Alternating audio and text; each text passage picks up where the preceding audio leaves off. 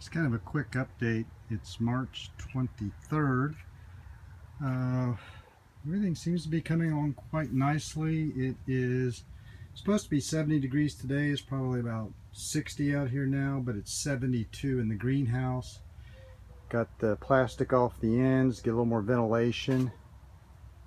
Everything's doing quite nicely. This is a yellow brandy wine that was a clone that I took from the small pot, which had overgrown and into a large pot. It's already blooming. Don't know if you can quite see that, but it looks quite good. I'm really happy with the way this is turning out. Everything else, we've had just a couple of small tomato sets, but again, everything's quite green. Still in the stage of bringing on some clones, which you see here. This is a green emerald dwarf clone that I put out a couple weeks ago, transferred from the water bath into the growing soil medium, and everything seems to have survived. Here's another one that it's an NBD there. You can see I just got a lot of clones going and running out of room quickly. Let's see. Here's a nice fruit set. I believe that is going to turn out to be a German yellow, which is a nice red and yellow variegated striped tomato.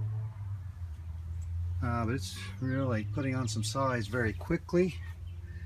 Up here at the top, got a lot of fresh blooms. And again, just all the tomatoes. This is a cherry red tomato, just loaded with blooms right now. So I've been upping the nutrients, adding a little magnesium sulfate or Epsom salts, which is supposed to promote blooming. Just a little additional dose of feeding. And here's some of my dwarf plants. Again, they're just loaded with bloom. And again, it's March 23rd, so really happy with the progress, way ahead of the schedule compared to last year when I was growing these all up from seed.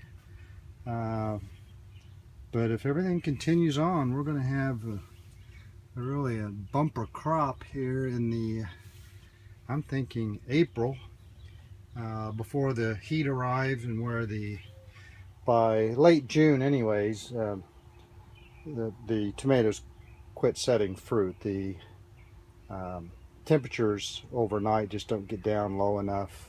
Seems to be into that low 70s range that it takes for them to set fruit. So we have some time left, and again, by keeping them going over winter, we're just way ahead of the curve here. And I'm still struggling with some seedlings. I tried to start from seed for some additional varieties, and nowhere near. And here's a really nice huge bloom in there on a I'm not sure what this is, but I'll find out. I lost a lot of my tags in wind last summer, and I lost track of what they were, but anyway, this is a clone, and as soon as it sets fruit, I'll have a better idea of exactly what it is. But nice big bloom in there.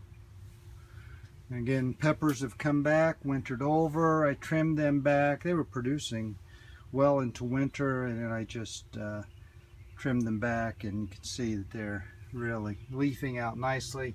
This is a Goliath griller that I just took 5 peppers off of yesterday, and there's still a couple ones hidden in there in the leaves. But they've done quite nicely, but it looks like they're starting to put out some fresh leaf growth as well, and they need some time to rejuvenate. Again, here's another cherry red, and it's just lush foliage at this point, really looking healthy. And then I've got a little spearmint plant down here growing in the pot with it, a little companion planting. Well, that's the update. Everything looking good at this point. Very enthusiastic about what's ahead.